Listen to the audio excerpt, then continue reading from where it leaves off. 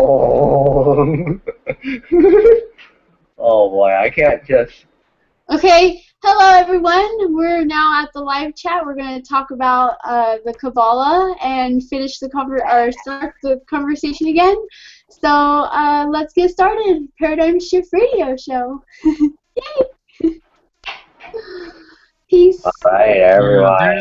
There's really no words for that one. Yeah, that episode was really, really interesting. A lot of that stuff really resonated with me and sounded familiar, and I was just blown by it. I was just like, whoa, I want to know more, and I can't wait to listen to the last of the episode. Okay, hello everyone. We're now at the live chat. Oh my gosh. Talk about, we have some feedback. I know, I hear that. Oh my god.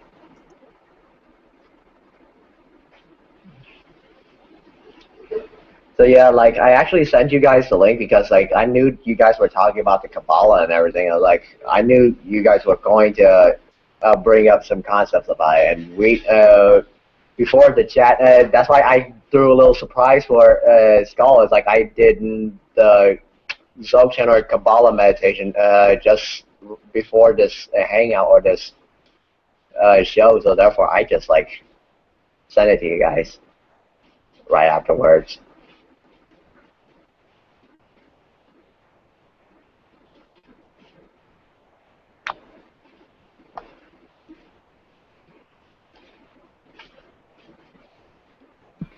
I just feel speechless. So yeah, that's like. Does anyone have any idea about Qabala? Like, for example, like. Oh, that's just me. That's just me. Nothing else. For scholars, like I did the channel for Qabala meditation just before this, show. I can hear echo right afterwards.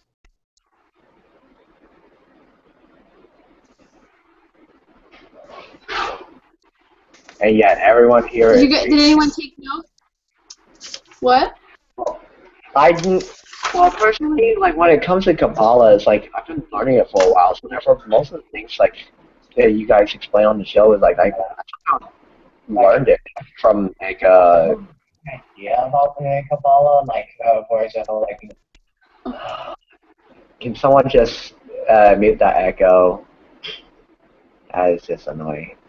So yeah, like when it comes to like the Qabala, we always have certain things that there's certain concepts of Qabala.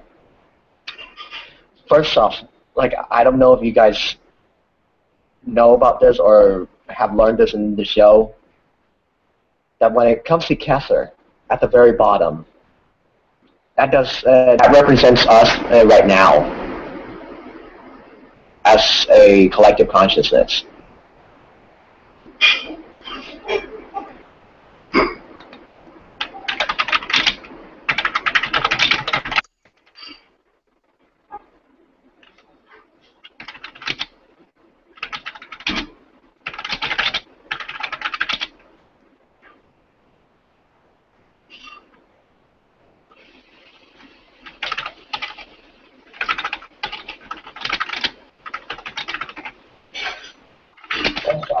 Like I don't know if you guys know about this or have learned this in the show, but when it comes to Kesser, at the very bottom, that represents us.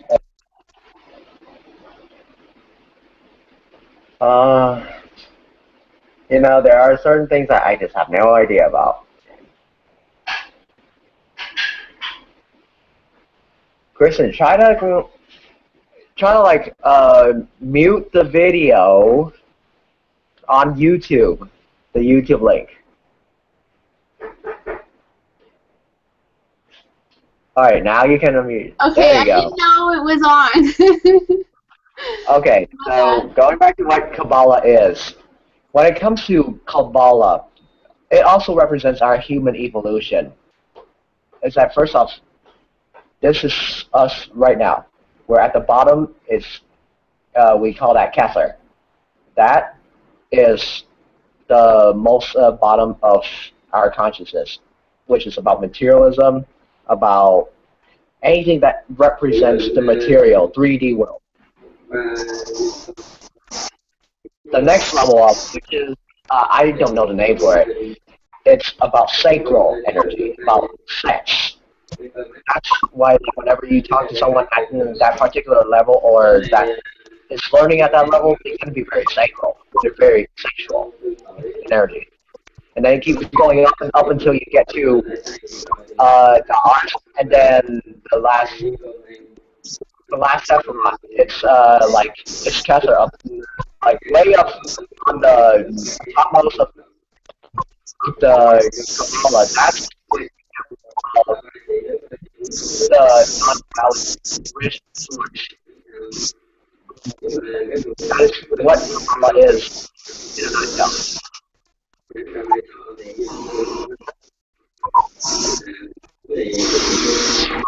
William?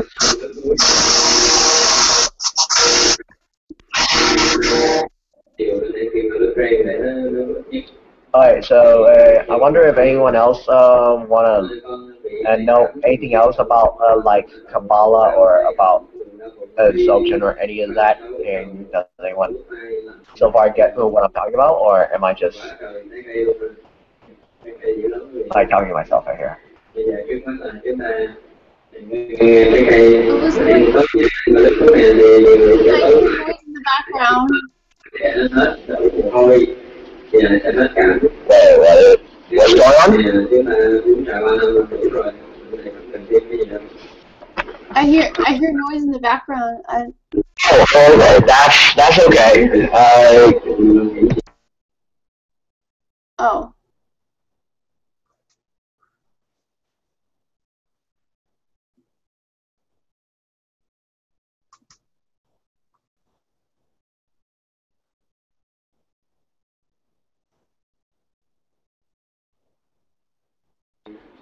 Okay, so to those of you who don't know what Qabala is, to answer what Narex was talking about, Qabala is basically just okay, it's just basically a representation of everything in a nutshell. Just think of it as a fractal. So first, you have the most basic consciousness, materialism. I don't know the name of the Sephiroth, but at the topmost, which is Kessler, it's like about non-duality. It's about learning how to see everything as yourself. And underneath that is about seeing your shadows. And then underneath that is it keeps going down and down and down until like you reach to where we are right now, which is why we're talking on this webinar, is because or this hangout, is because we are talking at the lowest part of the Sephiroth. That's what Qabala is. And on the other hand, Qabala is also could be used. It's also a knowledge that can be found universally. Like if you were to study psychology or counseling, I study that. They also have it. If you go they also have it. If you go to life science or any other form of academic studies, they all have it. That's interesting. Like if you study the unity of life, you'll find out that even life itself is a Qabala. Yeah. It's out from something, and we're like, right now we're at the ours. Because we are the latest creation of what the Creator created us, you know? Yeah. So that is what basically what it is in a nutshell. So I was like, when you guys asked me anything to talk about in Qabala, I was like, what else do you want me to talk about? You can find it everywhere. Yeah. And did you actually pay attention to the radio show? Just I actually do.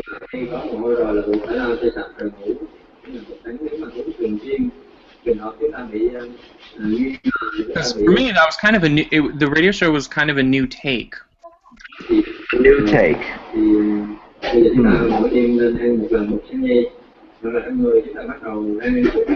Like I've never really learned about the Qabala before, so this is like my first time learning about it, like from the last show and then now, and even not knowing about it, I still had a familiar to it, and Right. and even like with math and with loving math in school and that kind of being my best subject and wanting to know more and but I didn't make it far in math just because at that time I didn't really want to, because I didn't really want to go to school. I wanted to do what I wanted to do, and now it's like I want to learn more and more, and like quantum mechanics and physics and all of So, like, that. Christian, if you, I don't know about you, Michael, about what we talked about on the show, but like, if you really like the Kabbalah so much, like, you can also check out some of the research studies done by PhD psychologists that are studying transpersonal psychology or transcendental meditation, created by it's almost like by a Hindu master. They also explain something about somewhat similar to what a Qabala is and quantum mechanics in there. For those of you who want to check it out on YouTube. Do you know his name? I do not know the original guy's name, but I can be able to message you guys like tomorrow. Okay.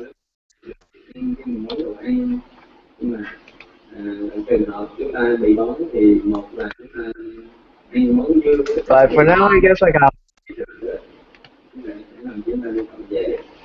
So yeah, I think go for a while. Okay, well, it looks like it's just us. Hi.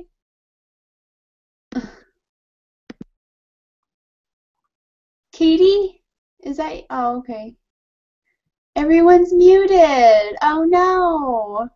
Yeah, I'm eating food right now. Okay. Is my microphone working? Huh? I can unmute.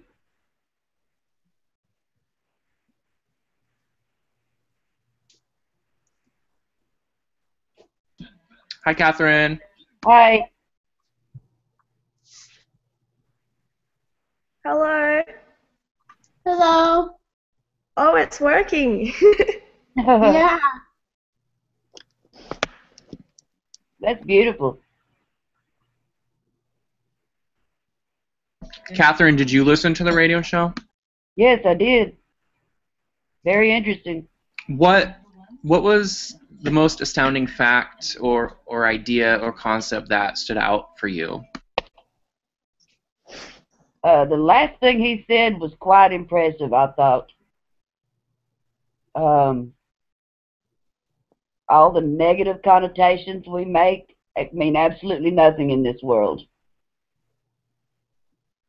All we need to be putting out there is positive stuff. So that really gives all new meaning to, don't focus on your fears, because the universe won't attract those fears when you don't want them. Yeah, it's not even heard. That really made an impression on me. It's not even heard. All that it gets heard is the positive part of whatever you're saying. Whether that's good or bad is how it's going to reflect on you. Yeah. I get that.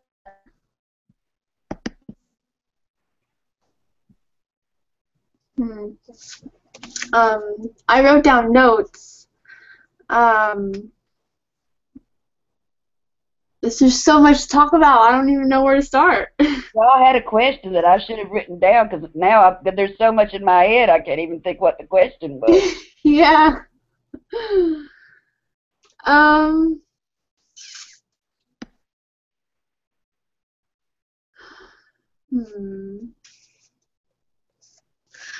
I like the part where he said pay attention, you know, and find out yourself of like the knowledge and, you know, going up in the higher dimensions and your higher self, and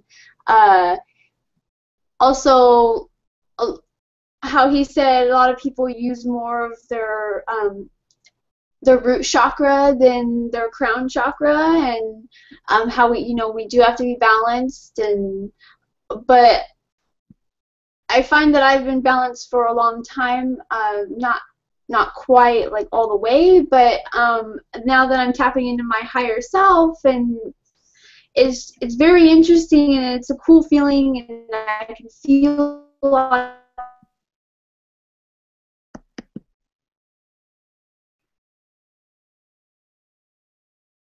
And it was nice out, and Kristen, you were breaking up there. Oh. Say that part again. Yeah, I didn't hear it. What, that I was walking outside, or? Well, From where you were balanced is where we lost you. Oh, okay. Well, I was balanced, but I'm not quite balanced all the way yet, and so I'm tapping more into my higher self, and as I'm feeling that I'm tapping more into myself, and my sixth sense, and, you know, get my crown chakra tingling, and I was walking outside today, and just looking at the blue sky, I can see like little like particle like light white things, like they're circular, and not even intending to see them, but they're there, and it was just really cool to notice, because I was sun gazing this morning when I woke up, and just being out in the sun and just soaking up the rays. And I know that there was a solar flare this past week, and it's been really hot here in California, but I love it. I just love all the rays and being able to just connect with everything, and feeling that like I was hugging a tree, and normally I don't hug a tree so much, because sometimes I feel weird, but now I'm connecting more to the earth, and not really caring like who sees me, and now I'm just like, yes, I want you to see me do it, because I want to be that weird person. And yeah, it's awesome. Yeah, I agree. Has anyone, you want to share any of your experiences? Anybody? I sun gaze regularly. Yeah. And it makes a big difference. It does. Yeah. I try to get up a lot earlier and actually go out there and just sit out in the sun and walk my dog, and yeah, it's beautiful. I just got a new phone, and when I had a camera, I did this chasing the sun thing, and I would go out and stand on top of my vehicle to get the best shot I possibly could of the sunrise or the sunset, whichever it was. Just get as close as I possibly could to the sun, you know. Yeah. Sunset or the sunrise, whichever. And with the new camera, what I've been experimenting with it to see what I could get, but there's been no sunrise yet. I've just had dark clouds here the past few days, and the sunsets have been just blah. But I've caught the sun a few times on it. You're what? I've caught the sun a couple of times on it. Okay. So, what state do you live in, or do you live here in the U.S.? I'm in Tennessee. Oh, okay. So I'll have them online so they can be seen eventually here. I haven't got those put on yet, but I'll put them on. Okay. I'm a sun freak. Me too. I love the sun. I used to lay out in the sun almost all the time, you know, during summer, and it was nice. I love it. I don't know what I would do without it. Yeah, the winter's coming, and I'm just gonna be despondent again. Yeah. Because I won't be able to get out to get any sunshine or even go gaze at it. It'll be so cold. Yeah. There's no solution to that I know of. I've got a sun lamp, but that's not the same as sun gazing. Yeah. Yeah, I'm not a big fan of the winter, but sometimes it's nice just to kind of, because it's cuddle season, you know, just. It's cold here. You're in California, right? Nope, aren't you? You say California? Yeah, I'm in California. Yeah. Well, you don't get that cold then. Yeah, not that cold. Well, sometimes we can get down to 10 to 15 degrees, or Oh, even wow. colder a few times. Not often, but if, you know, you're in the 30s and 40s regularly, and it gets tiring. It's not as bad as Michigan, though. I grant you that. Dang. Now, that's a cold state. That's too cold for me. Yeah, I'm not going there. Yeah. Let's see. Can I just check, are you guys able to hear me in my microphone? Yeah. Oh, great. Thank you. You're welcome.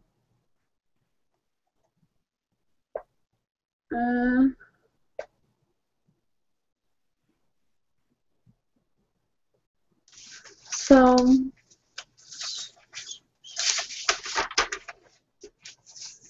I'm just really interested on hearing the rest of the show. Is he coming back? Well, probably after the show is over. But Because he didn't get all the way through those pictures. yeah, and I looked through them, and I really liked them, how he organized it all. The explanation was great. Yeah, yeah. It makes really good sense. Like, I'm just like, whoa, I can see that. I know. And like, we've been drawing all these shapes for like our whole life, and we didn't really know this stuff. It would have been nice if in school they explained this to you. They don't tell you nothing.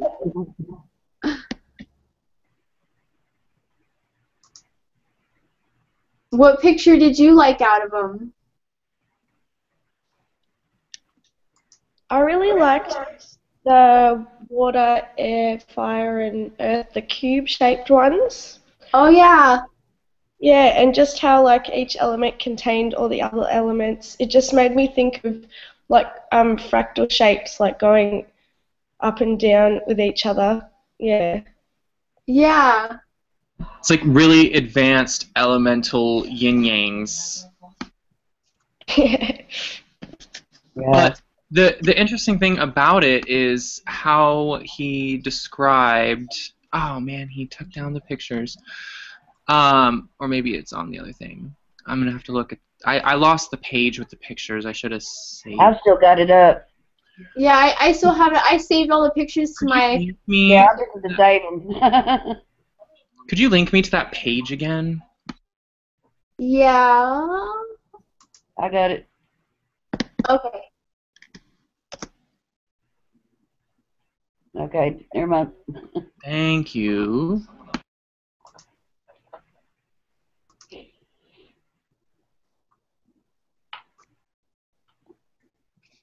I'm saving them things.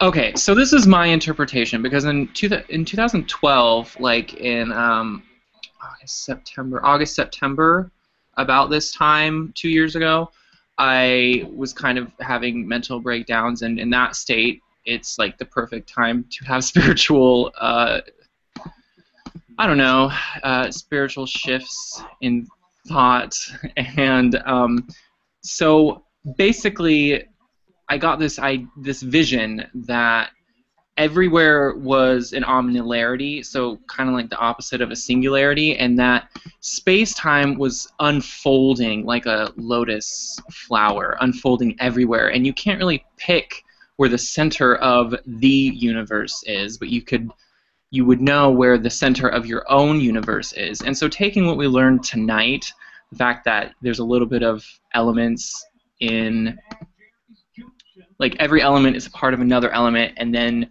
all of those other elements in the grid structure has a bit of all other 4 elements in it. It kind of reminds me of, I was talking to my friend earlier today about a 3D pixel universe, and that it's just emerging and unfolding.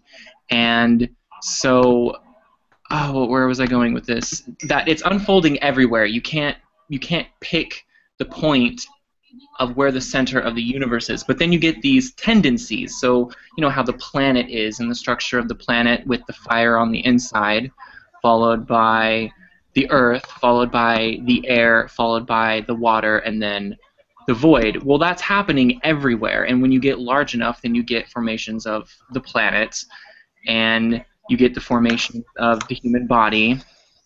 And they're just tendencies. All of it is energy, matter, tendencies, because everything is kind of in a state of flux. It's about probabilities. And observations definitely change. I don't know about change. They solidify the probability. And intent kind of directs that perception. And it's just interesting how I got those ideas, and I didn't really know how to draw them. I was drawing circles. I was drawing. I was kind of informed that light doesn't have a finite speed. Like there is not a consistent speed for light, you know. And then just a couple days later, I would hear how science articles describing that, and it's just really interesting how this radio show is basically explaining the unfolding of the universe. Yeah. There is a structure to it, a geometric structure. And I really appreciate that new tree of life, the corrected one that he shared, because that makes so much sense. I've been hearing about the tree of life being broken, and I didn't really understand what that meant until now. Yeah.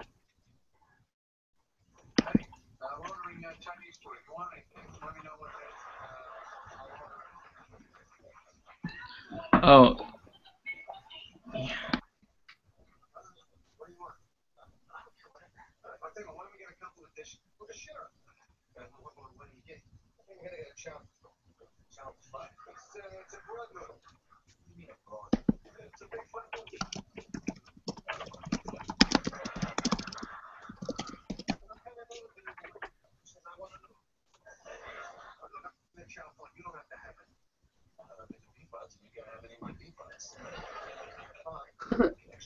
We're all quiet. Okay, well, I really liked what Christine Keiko said, that every cell could be a universe in itself, and I think that's amazing because I've kind of had that thought before, and it's just really big to think about. All your little cells in your body, your just everything. It's just another universe. And when we dream, when we're lucid dreaming or astral projecting, or say that we are tapping into another memory within ourselves that's in our cells, that's another universe. So then that may be with having parallel universes or bubble universes, like our cells in every person is another bubble universe, and so we're tapping into another one within that universe, and but so everyone is multiple universes, if you get what I'm saying. Yeah, all connected to each other. Yeah. It's so awesome to think about, and it just makes me so happy and giddy, and I'm just like, whoa.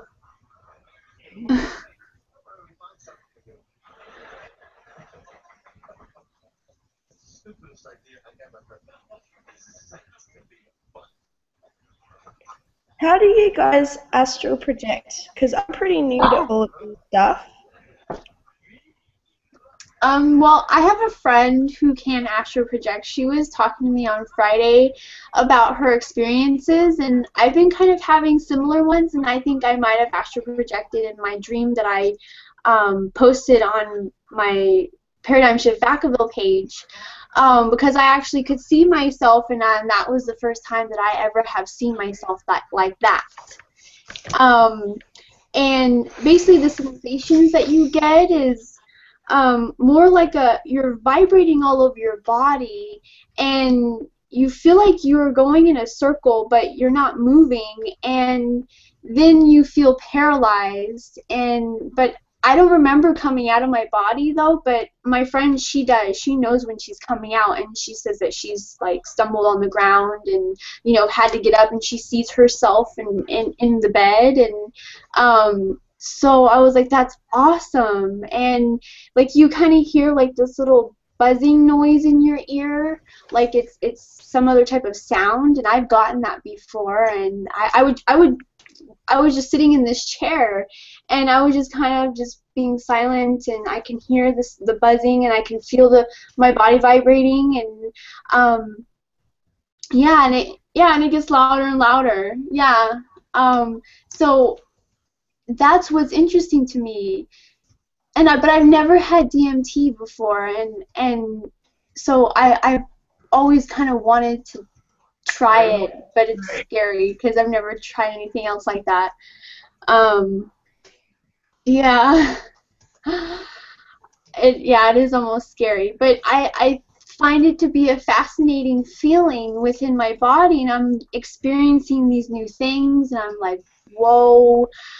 I kind of want to just let it go and see where it takes me, but at the same time, I'm just like, am I still going to be attached to my body? I don't know.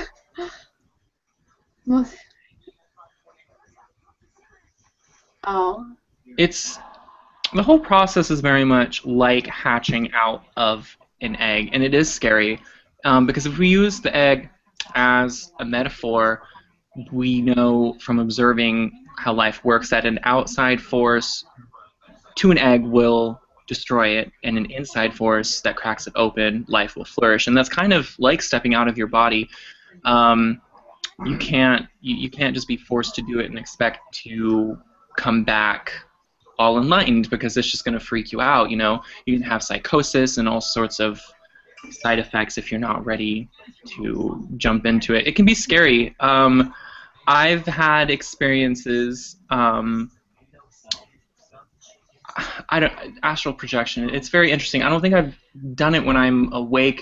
I've always had lucid dreams. There was a time when I was awake, and I'm pretty sure DMT was involved. And what that's like is like being able to see behind things, and I could swear that it was like me.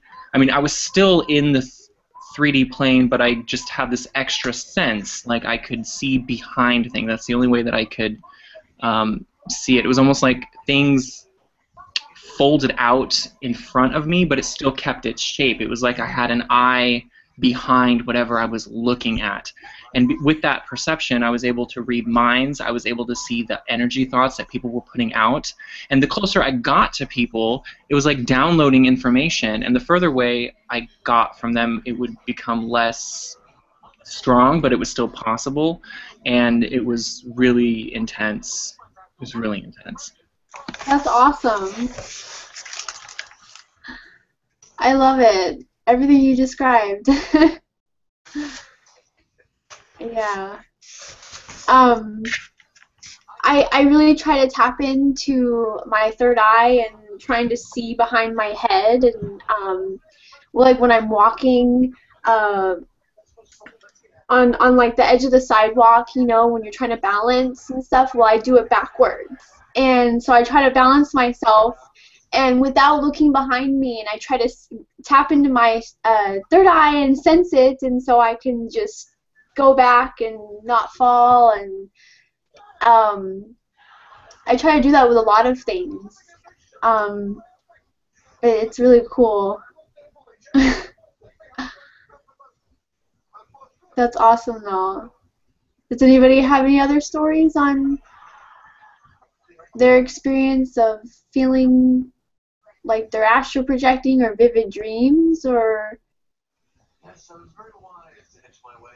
The only vivid dreams I've ever had are like lucid dreams where I've woken up in my dream and I've thought, oh, like, wow, I'm in a dream, like, what should I do? And then I get up onto the air and I fly up. But I've only done that a couple of times, but that was amazing. That's cool. Yeah, mostly when I was a kid. Wow. Yeah. Yeah. I have this dream that I had when I was a kid where I felt like I was on this circular spinning thing, like a spinny cup thing.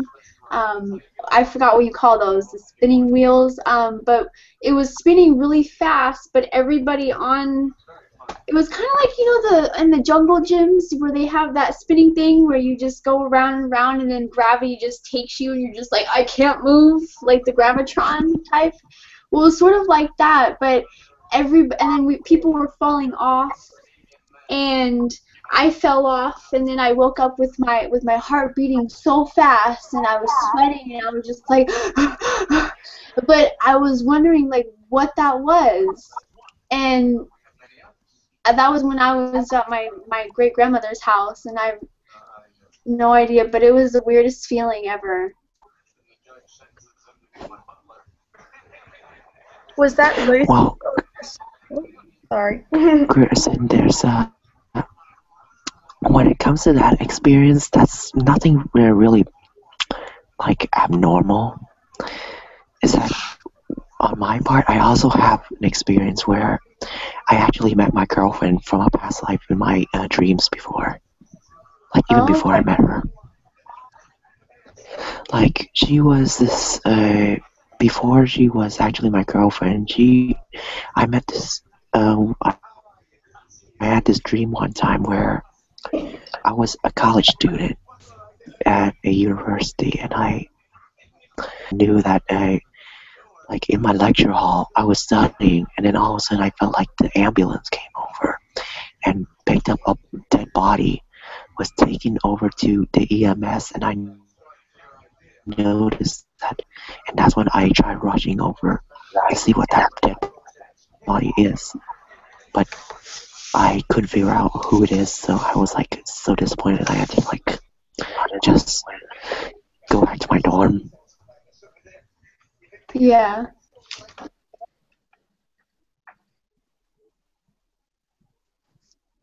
Like that is what basically happens. Is that it turns out that when I asked my girlfriend about this experience about like how lucid dreaming works, is that sometimes like it could be a foretelling of it could be a memory of something that was not left undone. It could be a symbolism of something else. Yeah. She said that somehow we met each other in a past life where she was actually a college girl who had a crush on me. That was like during the 1980s. Wow. This is way before I was born. I was actually a freshman in college where I studied to become a lawyer. She was actually a college student in her third year already, and she's studying to become a therapist, counselor. Wow. And she died in an accident. And then then she is reincarnated when she's born into what her body is now. Possibly. Yeah. Which is why she looks just like the girl that I met on. Yeah, she looks just like the girl that I met up on my past life, just like what you're going through. Yeah. Yeah. Like, dreams are dreams, but it could mean a lot of different things. It could be a memory that was left undone. It could be anything. Again, it's a collection of everything in your self-consciousness. Just think of it in the Qabala real quick. Yeah. There's some dreams that are what we call Kathler, which is the highest form of dreams, where they where the goal is to try to reach enlightenment, but there are dreams that are recollections of your own survival. Those are memories. If you feel like you're running for your life most of the time, believe that you're being chased by something that was real for you, that can be proven through historical facts, that could also be a strong indication that you have a past life. Okay. Sometimes it does not always make any sense, like in Sigmund Freud's book where it talks about the lobster. It could also mean like the lobster symbolizes like a missing link between a father and someone else in Sigmund Freud's novel, which is a higher up form of dreams. Oh, And okay. there's also forms. That makes sense. Because it's like you said that there could be a missing like father mother type, right? Yeah. It's like if you study counseling, you'll find out that Sigmund Freud talks a lot about that in his theories.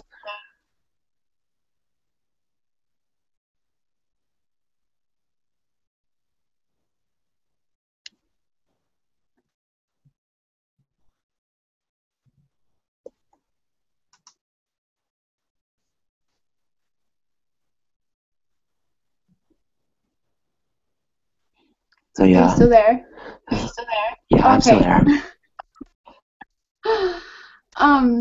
Because in my lifetime, I didn't grow up with a father.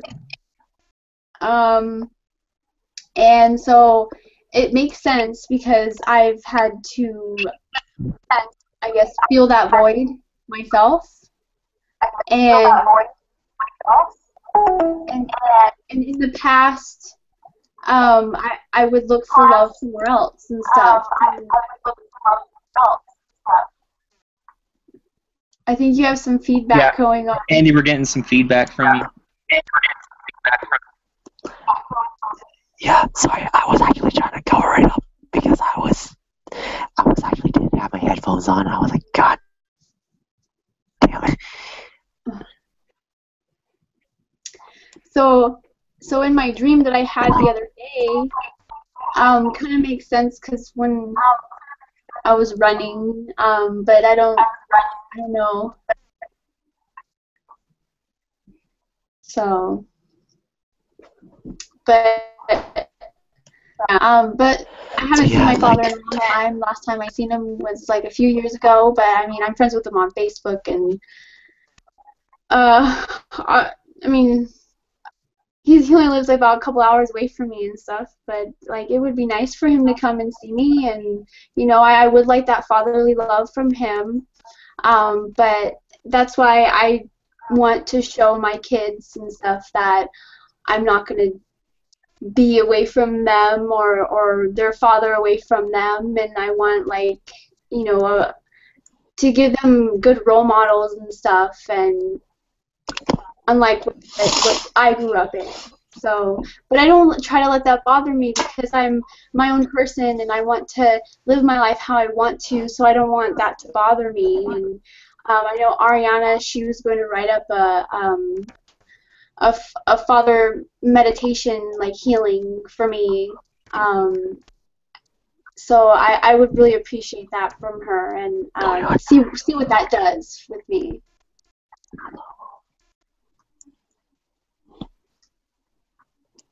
So yeah, like, to be honest, Kristen, like, when I looked over some of your dreams and like what you have so far, I didn't get to hear everything, but it sounds like as though you've been tossed around in life to the point where you feel like you have no idea where you're going. Yeah. You're almost like going in a circle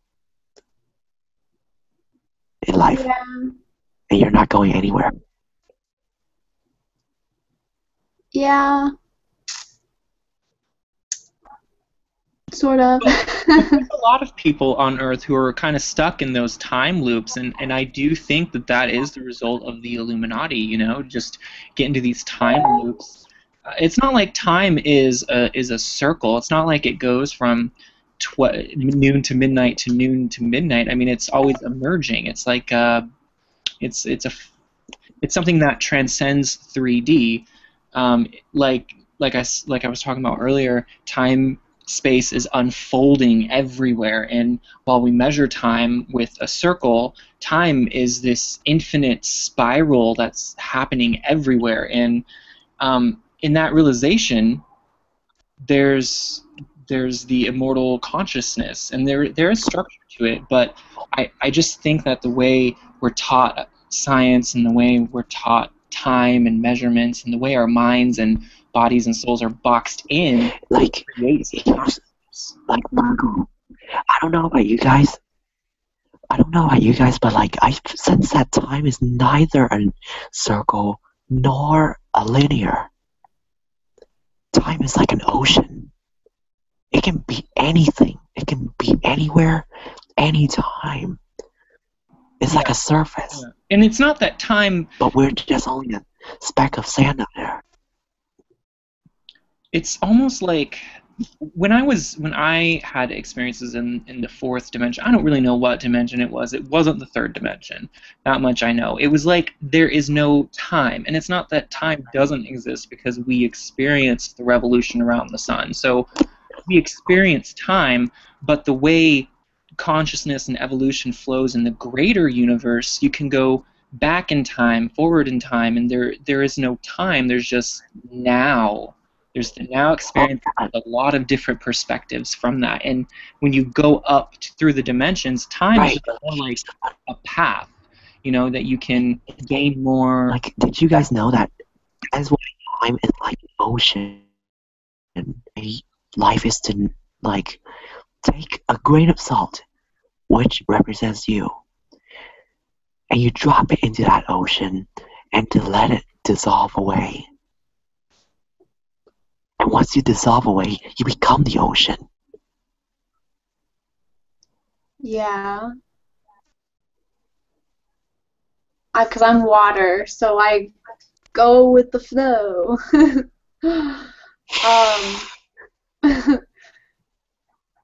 Yeah. Don't worry, I'm water too, What? I can totally relate to. I'm water too, I'm a Scorpio. Yeah. You're a Cancer.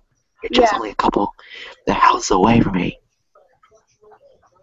Yeah, I've looked up my astrological sign on when my planets, or what the planets were positioned when I was born, and I wrote it all down, and it's very interesting, and I want to learn more about it.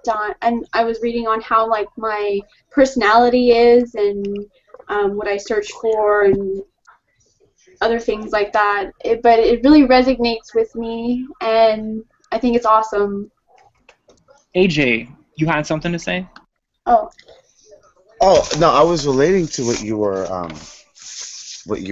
talking about prior to, and now I can't even remember. My train of thought just sort of trailed. What's going on, man? Hey guys, hey AJ, it's been a long time. Hey, it has been a while. It's good to be able to be on here. If you have a chance to go check out AJ, if you check out my Sochen meditation, I just hope you don't like fall into a different state by the time you're done with it. True that. I just hope the Holy Spirit doesn't claim your life before I do. Don't worry, I have guards up.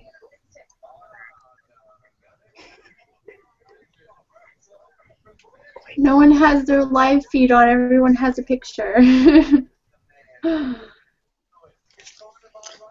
can put a live feed on. Hold on. I feel lonely. That's the thing. And Kristen, is that when it comes to like dreams about father figures, about anything, just like Sigmund Freud said, it's a manifestation of the unconsciousness. That's what dream interpretation does. Is to bring that unconscious conscious. Yeah. And like, here's the funny thing is that when you're telling me about your father figure, I was like, everyone here also somewhat in some way or the other have lost or have been abandoned by a father figure. Is that in my tell you in my story is that when in my past life, there are several past lives where I was abandoned by my father. Like, for example, 4,000 years ago, I was actually a tomb keeper of the pharaoh, and I was sold to be a slave for the pharaoh. And that's how I met Deanna for the first time. Is she was the daughter of the pharaoh, and we were talking to her, and somehow I disobeyed the king and I got killed. And she literally was the one who was like a mother figure, and also the one who loves me as a replacement for the father figure. And that same thing happened 2,000 years later when both of us were living in Rome as an orphan, where I didn't even have a father or mother. She was the same thing, and she was actually almost like my life friend, almost like my replacement. We were during that past life, my name was Arrows, her name is Diane, and we were getting along with her until one day, fate claimed both of our lives by we were thrown into the Colosseum and were eaten by lions. What? You were... Say that last part again? Is that we were actually orphanage. We lived happily with one another until the emperor felt like we were like a threat to the emperor's society, like the Roman Empire around that time. We were both thrown into a cage or a Colosseum where we were eaten by lions. Oh. That seems scary. And I do somewhat vividly recollect some parts of my past life where I was running and I saw my partner got eaten by a vampire or something, and I saw gore or blood coming out of it.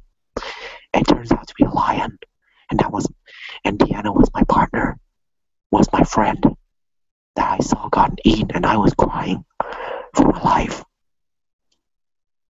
Wow. That's interesting. Yeah, I just had That's just only a seventh of my story. Okay. I had a dream last night. Can't really remember all of it, but I remember the key parts of it. Very strange. I went to the crystal store yesterday and got some new ones and put them under my pillow and had a really crazy dream. It was kind of like my boss. My boss was because I work for a group home, so he was driving the clients around. I was with the clients, and he, I guess, killed one of them with a big hatchet type, but it was a ball with all these spikes on it and stuff. And then he just killed her, and all this blood was spewing everywhere, and I'm like, what? And then we get to this big house, which was the group home house, and then I saw my friend, one of my friends there, and she was in the shower naked, and so I guess I got in the same shower naked with her and stuff, and that's kind of all I remember. But I remember the scenery in my dream, but I was like, okay, well, what is that about?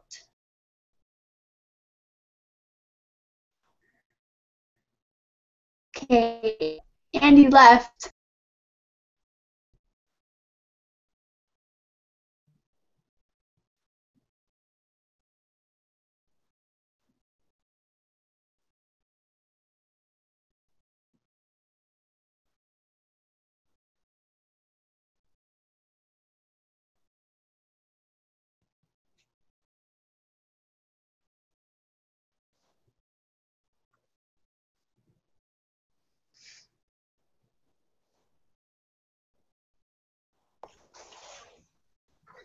So, question: did you know exactly? Have you seen a place that you have been to in your dream before, in real life?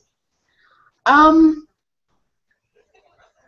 have I seen a place that I've seen before in real life? Like the scenery, but the scenery is what stands out to you. So, usually when you have a dream like that, at least for me, either it takes place in a place to where it's familiar to me, or it takes place in a place where I have never seen it before, but it's something that I will see at a later date. It's something that it stands out because it needs you to realize that whatever you have feeling that you're feeling in a dream because of the whole thing to where you saw him basically take somebody's life and blood was going all over the place. Yeah. That in my interpretation, it would represent a certain change or a severing of you leaving one place and going to another, or you going to the same state but dealing with the same emotion. So it's almost like your body. I would almost look at it as your body taking, it's preempting you. It's almost like foreshadowing. It's almost preempting you for whatever you might be going through, that agony or that shock and that pain. You've already kind of dealt with that by seeing it already and dealing with it. So it's almost presetting you. I've had similar things to where I've there was a place that I had went to. Hold on one second. There's a place that I went to in my dreams, and my mother, I didn't know exactly where we were at, but my mother, she beat my brother and killed him in the back seat. And I remember waking up from the dream, and I remember the place that I was at, but I'd never seen it before. And I remember waking up from the dream and just going and like crying and hugging my brother and being like, "I love you so much, I love you so much." But there was also there were feelings and emotions that I needed to feel that I hadn't felt in a while, and there were also whenever I had seen a place later on, years later, and I had realized that I had been disconnected with my brother, and what I had done was almost self-sabotage myself, and it was a separation from him. So what if he were to die? What about that love that I should be showing him, but I haven't been able to show, or I'm not showing or not feeling?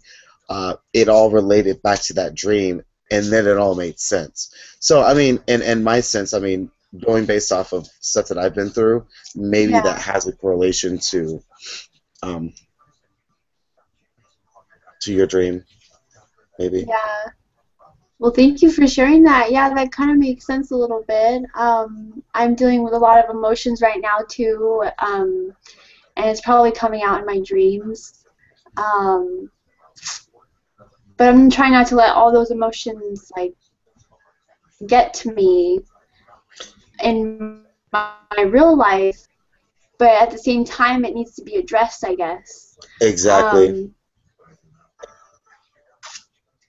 Yeah, and I think I might know what that is. I mean, in suppression, I mean, we tend to do. I mean, I tend to do that as well. It's one of those things we try and put on airs for everybody, I guess, in a certain sense, and try to make things be okay, because we are controllers of our, I guess, our emotions in a certain aspect. But sometimes things get overwhelming, and sometimes it's we have to face things that we might not want to face, and so we bury a lot of stuff in our subconscious because that's the only place where we really can, because it's our inner self, and it definitely comes out in dreams, and subconscious speaks in dreams as well.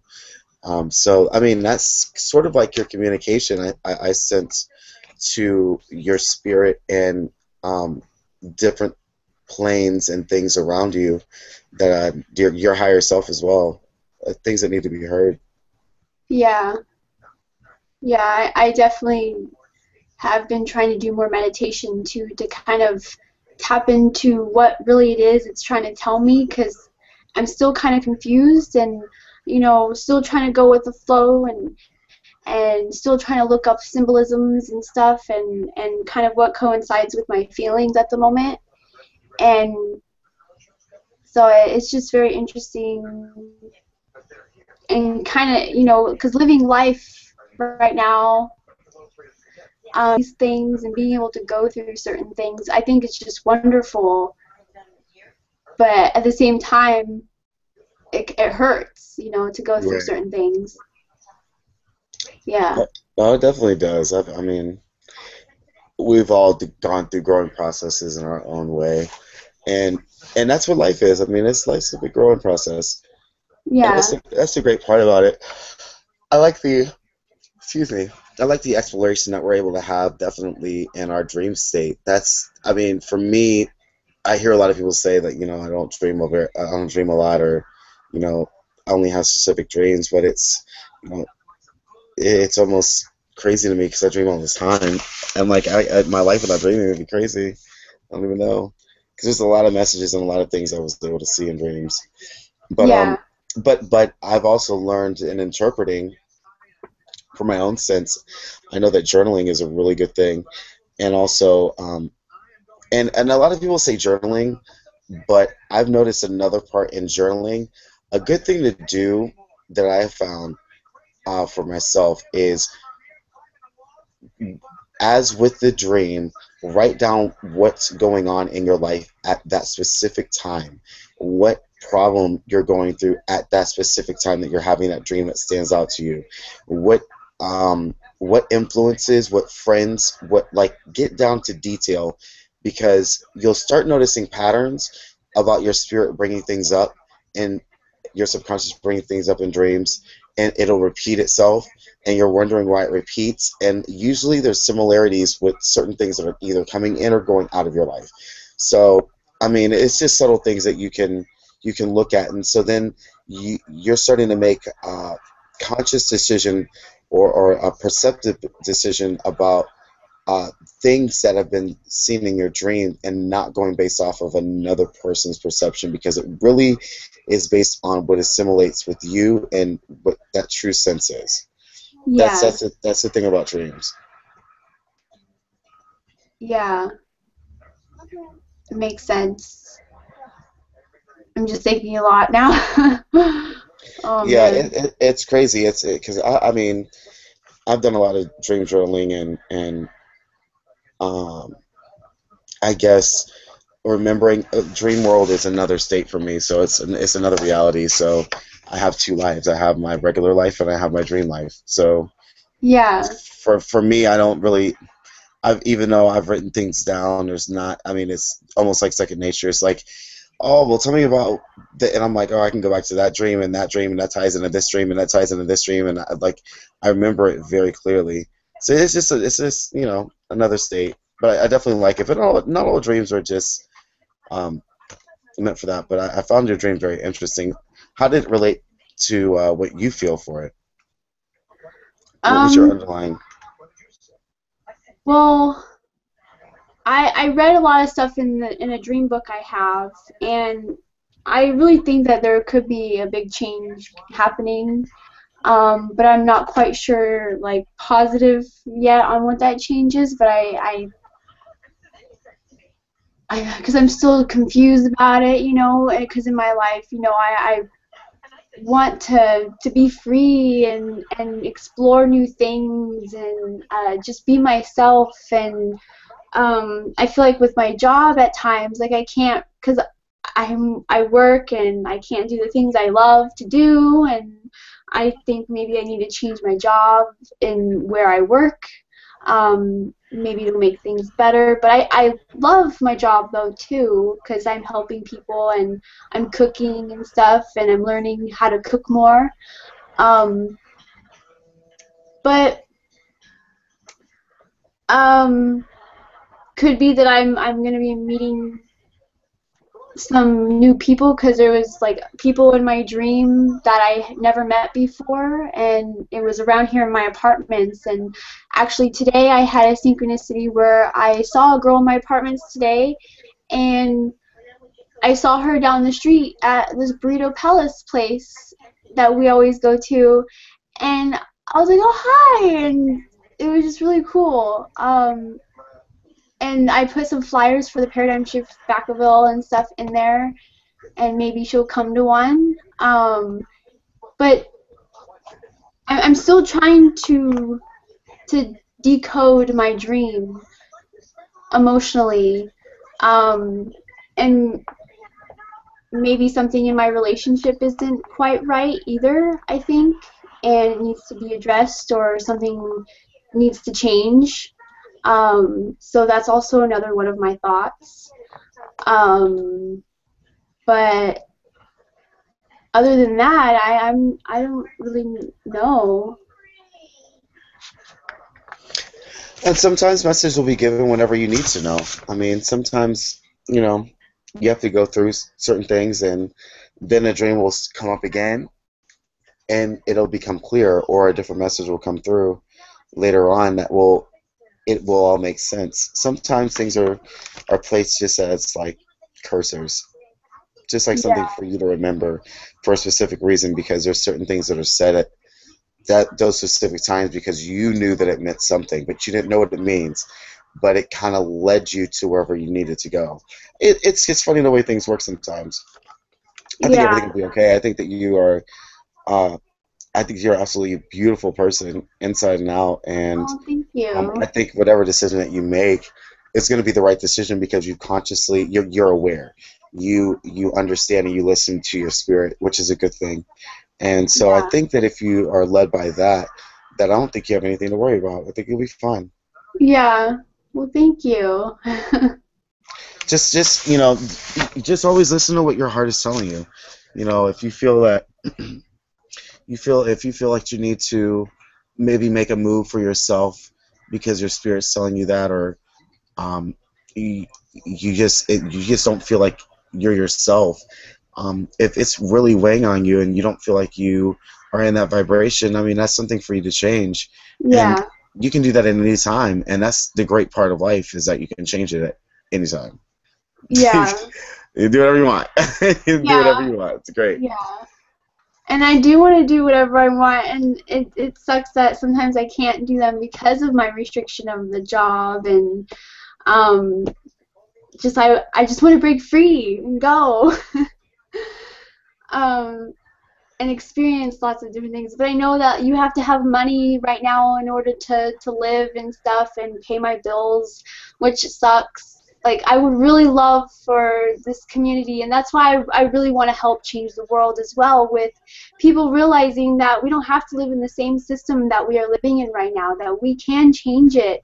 And I would so be for, like, starting a commune or something, and so we can build from the bottom up to be free and just live off the land. Well, that's going on. I mean, I like I said, there are groups. I mean, the Rainbow Gathering's been going on for quite some time now. Yeah. And I go to the Rainbow Gathering every time it comes to Ocala National Forest, and I go out in the woods and pretty much throw away Babylon, which is the grid that we're everyday life that we're in, and you're off the grid, and you barter, and you make things, and you do things for other people, and if somebody needs help, you help them out, and then they get you back in return, and it's love flowing. It's a love flowing fest. It's the way that life should be.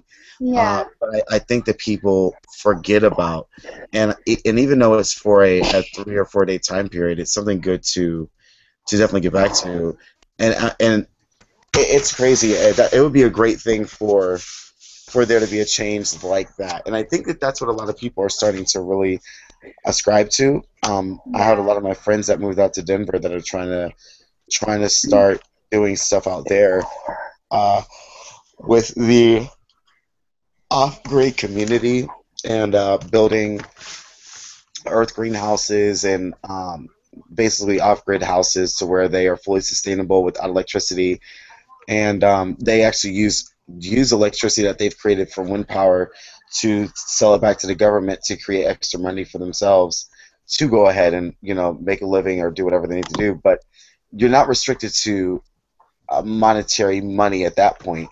Now you're free because you're not working to pay rent. You're not working for electricity.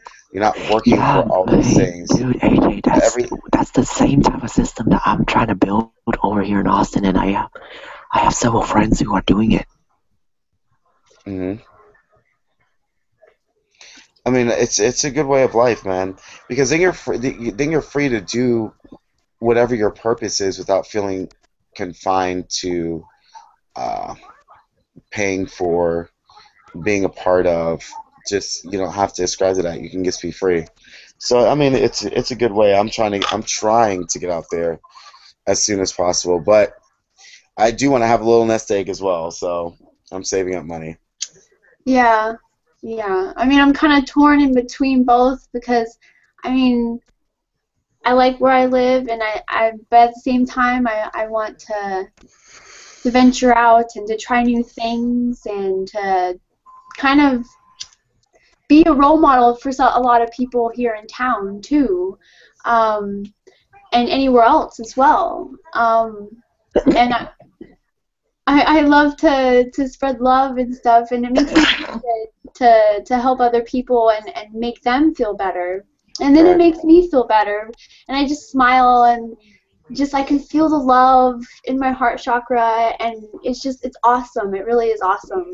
Like sometimes sporadically through the day, I'll just get like a pulsating heart, and I'm just like, oh my God, it feels so good, and I just sometimes I tear up because it feels so good, and I'm just like, I Oh miss. man, yeah, I totally relate to that. I totally relate. I love it. Yes, I love it. like like I love it. today was awesome. Just kind of just being in the sun and in nature and here in my apartments, and that's why I love my apartments because there's a lot of trees around, and I could just lay underneath the tree in the grass, and oh, it's awesome. People, I was looking at the clouds today, and I was like, you know, Like, we take for granted so many things that I think I look at the smaller things in life that people tend to miss because Yeah, they're so enamored with work and kids and wife and husband and trauma and I got all this other stuff to do and they miss life itself. yeah, They just miss it. And it's sad, but it's always good to take that time. Like I was like, how often do people really look up at the clouds? How often do people really just appreciate, what's around them and the nature that's around them? I absolutely love it, and it's what centers me and grounds me in a yeah. lot of ways. And it's just it's good to be around people that understand and can relate. Yeah, it is. I'm glad I found this radio show because it's so Mm. awesome. I can talk about this stuff and not feel weird. Right, exactly. It's really good. Yeah. well, Kristen, at least you're not the only one who does it. Because think about it, just like Skull, I also do something on my own like that. And people are like, God damn it, this guy. Yeah. Yeah, life is very Over interesting. here in Austin, like, oh my God, there's like all sorts of crazy stuff going on. It's like, that's why many of the people like you guys, when they come to Austin, they always keep this motto. It said, keep Austin weird. Yeah. Well, what goes on in Austin? Dude, it's hot as hell, and I just had a bad weather that just hit my area. Oh, we get that in Florida. I mean, I live in Orlando, Florida, so it's quite the same way. And it's hot, and we get Dude, hurricane, and we get bad hey, storms every day. dude, you're not getting you're living right where my girlfriend lives, man. Well, close to. She's about 2 hours away. She's about 2 hours away. Yeah.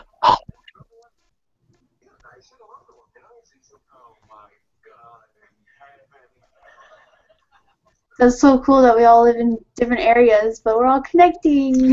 Yeah, it was so cool because Bonnie, But like, here's the thing, Kristen. Have you ever like thought of the fact that if you were to come to Austin, like, you'll have a lot more crazy stuff going on because we're having a major hub over here in Austin. Like, I can tell why that motto was so popular in Austin is because Austin is is a is a huge place where many seekers like us gather together and do crazy stuff. Yeah, that's awesome. it was really cool. I got to meet Bonnie. Uh, the other week, and it was a really crazy thing because I met Bonnie on here, and I had never really met her in person. And we were talking, and she was doing a qigong class, and she actually came over, and we got to meet, and we had such a good time. And it was a really big Trux factor because it was her last day, and she was just like, well, I don't know what I'm going to do my last day, and I'm like, well, just come up to my job, and I was serving, and I'm like, I'll take care of you, don't worry about it, and it was just an amazing experience, and to spend really time with her, and for her to trust me, and to meet my friends, and to make new friends, and just, it was so good. It was just such a refreshing thing, and so, Well, would you be willing to do the same thing for me if I come over? Because my girlfriend will be also there. I don't know about that, Andy. I don't know. Let's talk about that. Or I can go pay Kristen a little visit on her paradigm shift over there. Because I have an aunt who lives in LA. Okay, yeah, that would be cool if you did. Yeah. I mean, I really want to meet up. Andy, and you start hugging me, and I was like, oh God, I'll run. I would freaking run. No.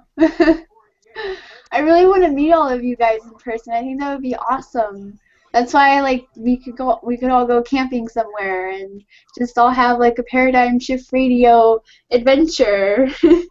Oh, that was my main. You were maybe the trickster going crazy over in California and doing crazy stuff, and then next thing you know, we were like, oh God, I just hope Andy doesn't die in the show. What? What? I'm not joking, I'm a very risky man. What? What are you talking about, Eddie? I'm not joking, I do crazy, risky things. I almost risked my life once, so I know. That's why I'm telling you guys about this. Okay, now it's getting weird. Should I be worried? Should I be worried, Andy? You should worry. A little bit.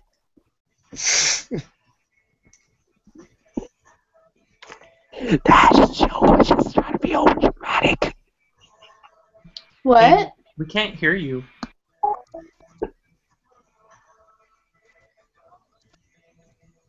Oh, And hi, Michael. How are you? what's going on? I'm doing all right. You doing okay? Yeah, I've kind of just been in La La Land the last week or so, and then today I just had a feeling that I needed to listen to the radio show. And what's weird is he mentioned the two slit experiment, and it's not that I haven't heard references to it, of like shooting Right. particles through it, but I didn't actually sit down and watch it, and I was amazed at how the electrons acted differently based on observation, and I was just like, this is amazing. And then he mentions it on the radio show. There was just so much synchronicity. That's good. That's good. Yeah. Well, I love when moments like that but happen. I actually tried that at a larger level. Is that here's what I did. Is that I set my intention where there's one day that I found a weather forecast that it's going to be sunny, and so I said, "Let there be rain or a hailstorm on my neighborhood. Make people fear me." When the moment I did that, and when I start doing something really crazy, that day, when I just think about hailstorm or rain, that day rained or hailed. It was so bad I had to really stop putting that intention out. And when was that, Andy? That was about a year ago. This is when I was in high school, and I just got initiated into the mystery schools, and one of the mystery schools, and I was already like that. But when I was in the mystery school, when I found out my true power, I can literally read people's mind. I can literally control them too. It was weird. That's interesting. So you could control somebody's mind and Yeah, and like I can like be able to make like for example, here's the funny thing. Like when I dealt with children, I dealt with kids, real kids with developmental disorders. Some of them with ADHD. These guys are not easy to handle with. When I walk into the room, when I just gaze at that child in the eye, he stops what he does. Like I literally just felt so much at peace, and just knowing that he is a kind guy. He's trying to be nice, and that I want to give him a compliment in return by trying to just by saying nicely to calm down, just by gazing at him. And when I did, I literally made him stop what he does, like immediately, and he slowly just sit down when I just wave my hand a little bit, and then he's like, everyone just like push. It's almost like as though they know what I'm talking about. You can read my body language. That's awesome. That's really cool. And that just me just learning how to practice meditation through the Dzogchen or the Qabala is that all it takes is strong dedication, like strong will, like it's that, and learning how to do it the right way. Is that whenever I learn the right way and I learn to experience things the way it is, I literally gone through 8 hours of meditation. Sometimes I choose to not even get out the whole entire day. Sometimes I do it in class whenever I had the chance to, or when the teacher is boring, I did it, and guess what? It's almost like as though all those experiences came back to me in real life. I somehow can remember when I was a little child, all the memories I had when I was 2 years old, 3 years old, 4 years old, all came to life. Aww. So the right way, so the right way is really a journey of perception either way to get you on the same path that you were going to figure out regardless. So there really is no right or wrong way. Oh yeah. Just as assimilates to you. That you but know. Here's the thing, guys, is that remember, if you really want to do things like that at a very fast rate like that, the best thing is recommend teaching it to children, especially those who are 8-year-olds. I actually learned this when I was a 15-year-old, and now I'm 20 already, and literally I gained back a lot of my health in just 1 or 2 years, sometimes even less than 6 months.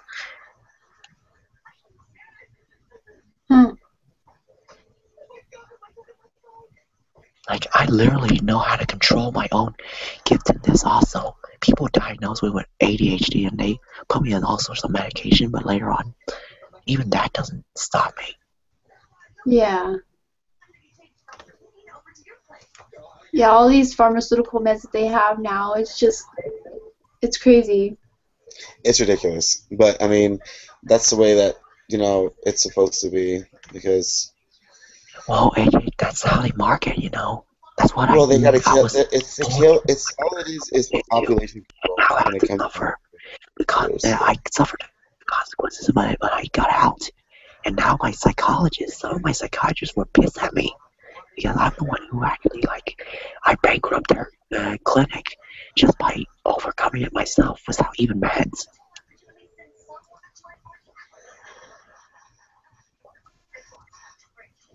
I mean, don't get me wrong. I mean, meds I think are good for a specific reason. I've been through my cases of being on antidepressants that it was needed, but it definitely something was that I did not use it as a crutch, just because I knew that I couldn't be on something that I felt that I needed. I felt like after it was done doing its job, I needed to wean myself off. And that was it. I mean, I just think it's wrong for them to put kids have kids take ADHD medication and stuff when they shouldn't. I do too. They don't need it. I do too. Need to go and play. And they will. And the funny thing is, it's like aspirin. They hand it out like candy. Yeah. Your kid is diagnosed with ADHD. That's his problem. If you didn't pay attention for about 2 seconds, he has ADHD. Let's go ahead and prescribe him to a little bit of Ritalin and Depakote. Like, we'll figure out a cocktail for him that will be good. That's how they get you addicted to other things, because later on down the road, the medications that you're on do more damage to your body than good. And now you're going to have to take pills to fix the damage that the pills did to you to begin with, and now you're in a vicious cycle of using pills. That's it. Yeah, yeah. That's it. Well, that's the thing. Well, that's the thing, guys. Did you realize that, in fact, ADHD, like, there's plenty of ways to do it, other than pills. You can try to change your diet. It can change that child's life. You can try to, like, get them to exercise. You can either, like, if that person has somewhat similar symptoms to ADHD, but it's due to family issues, why not, like, try to spend time with that child and it stops, I spent a lot of time playing with children. The moment when I learned to, like, just caress that little child and just, like, hold his hand, just let it, like, feel like it's been cherished for her. Guess what? That child stopped, and they stopped going crazy. And not only that, they felt so totally different after they walked out of my classroom. Yeah. Yeah. I think that parents are just too busy wrapped up in their of themselves and wanting to watch TV or do something else, so they're not with their children. And I think being with your children is the most important thing, and being able to listen and learn. And, like, I'm having such baby fever, but I'm not ready, and so I want to be able to teach my child what I want to teach them, and not have all this system in the way of me teaching my child that. Kristen, if you really like someday, like, I'm actually opening a healing center, planning to open one over in California. So therefore, like, if you like a daycare place, I'll be happy to take your child. Well, I'm not ready for kids yet. People have no idea how good I'm with children until you actually give me your child, or let your child play with me for a while. Yeah. Well, I don't know when I'll have kids, so we'll see. Or I guess like my girlfriend will be like, "Oh shoot, Andy, too many kids."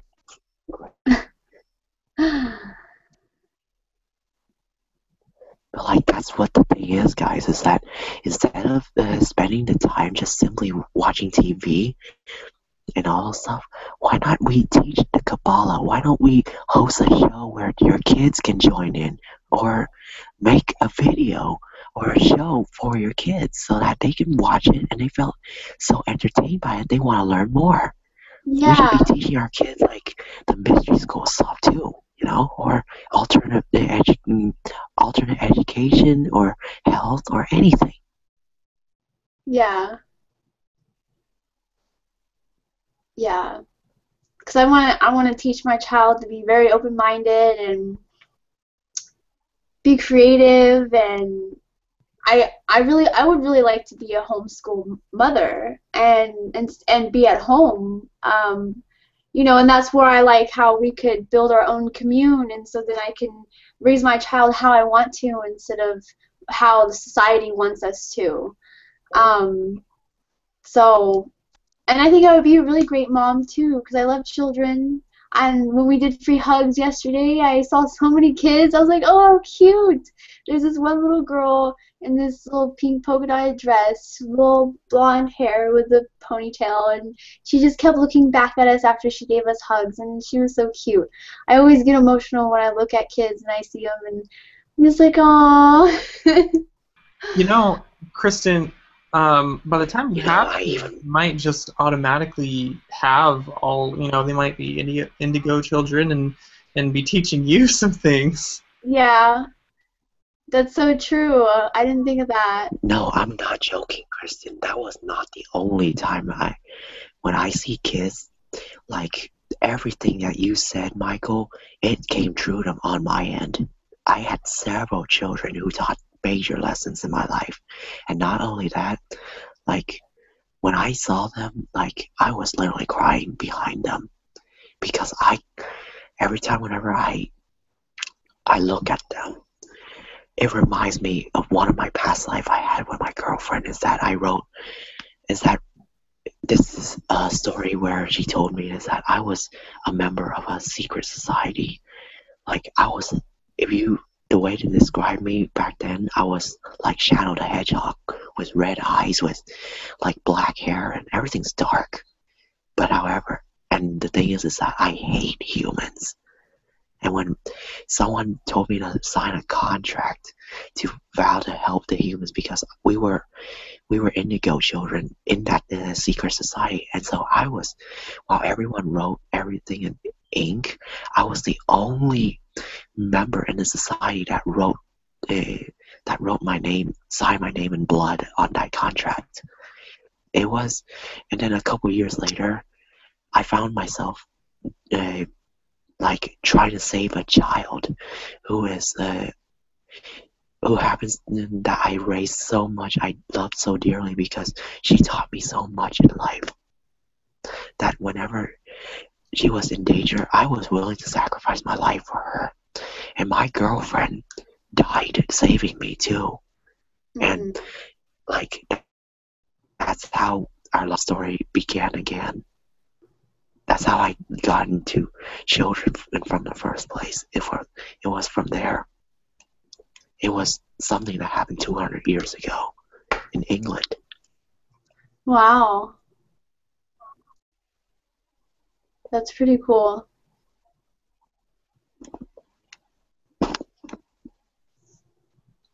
But like, yeah, that's one of the few things that's how why I became so emotional around children, is because every time whenever I see them, it reminds me of that past life.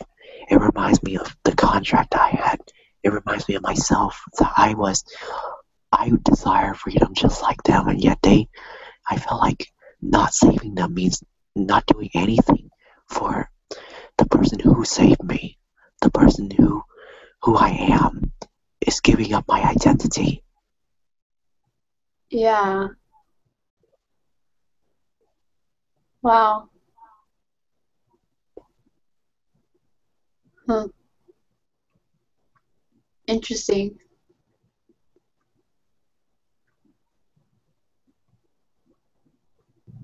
So yeah, like that also explains why my girlfriend has like back problems, is because in her past life she was ran over by a horse. Like that was the same person. She was the same person that's trying to save me, and a horse just stomped on her.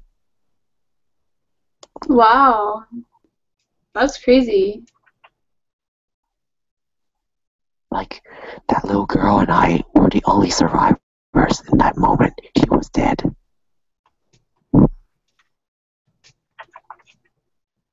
So say that again? Like, in that past life, I was the only survivor of trying to save that little girl. My girlfriend was dead, and by the time they like try to resuscitate her from the moment where she was ran over by a horse, like in that moment in England, that past life. Oh. Huh. Yeah, that's very interesting. That was one of the things that I don't tell you or Ariana, because I knew that you guys would be like, I wonder how did Andy got involved with Deanna in the first place, and I was like, it's a complicated story. Yeah. So Brendan wants me to do an outro to stop the live show. Are you guys gonna continue staying on, or? Sure, but I'll go to sleep in a moment. Okay, well, I'm gonna go. So after I do the outro, I'm gonna go because I'm gonna get ready for bed too. But it was nice talking to you guys, and thank you for sharing your stories and having me share my stories and stuff. And I think this is awesome. So, all right, we're gonna stop the live show now. If you want to know more, you can go to paradigmshiftradio.com or yeah, Facebook. So, all right, guys, see you later. Bye, guys. I love you guys.